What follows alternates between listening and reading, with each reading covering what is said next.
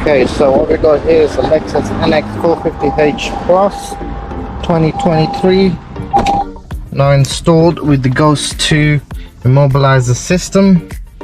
So as you can see, if I try and start the vehicle up, it will not turn on. It does not say ready, so the vehicle will not turn on. So what you're going to do when you get in the vehicle, you need to enter your code. So 1 2 3 4, get 2 beeps, and now as you can see it says ready now at the bottom. You can drive the vehicle.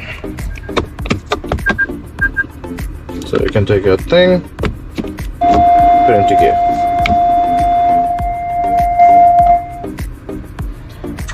So if you want the Ghost to install on your vehicle to protect you from being stolen, give us a shot. Thank you for watching. Make sure you like and subscribe. See the link down below for the Ghost Immobiliser.